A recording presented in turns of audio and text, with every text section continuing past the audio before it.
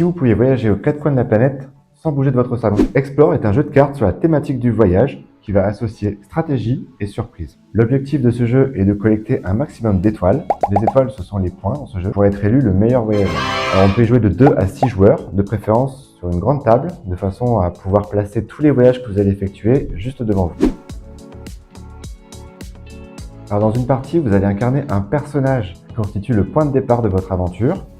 Alors il présente certaines caractéristiques, comme une nationalité et un pouvoir spécial. Donc à vous de l'utiliser au bon moment afin de tirer votre épingle du jeu.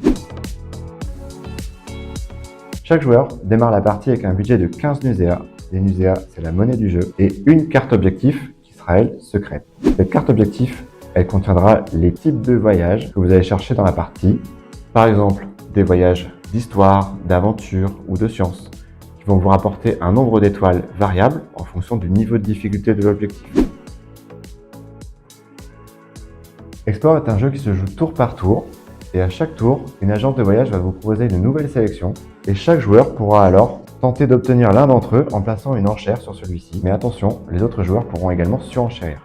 Vous allez donc devoir orienter votre choix en maximisant votre gain et en respectant 2 contraintes. La première, le budget. Bien sûr, il n'est pas illimité, et chaque voyage a un coût, et chaque joueur ne recevra qu'une pièce supplémentaire au début de chacun des tours.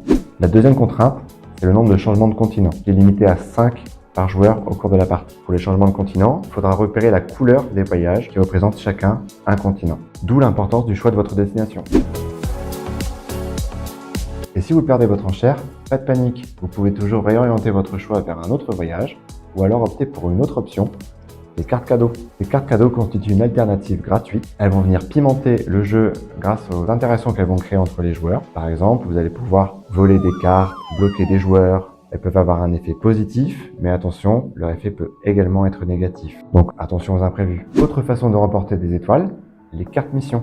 Il s'agit de 3 objectifs intermédiaires qui seront visibles de tous les joueurs sur le plateau et qui vont vous permettre de remporter non seulement des étoiles, mais aussi des pièces. Voici une disposition classique en cours de partie à 3 joueurs. Ici, je vais placer une enchère de 3 nuséas sur cette carte italienne car elle répond à 2 de mes objectifs.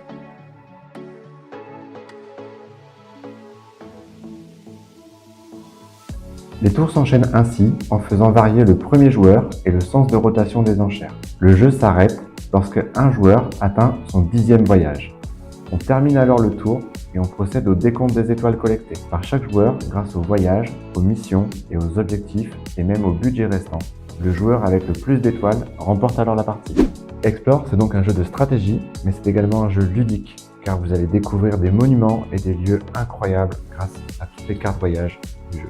Explore, c'est aussi une garantie de parties très variée, car vos objectifs, vos personnages, vos cartes cadeaux, elles seront différentes à chaque partie.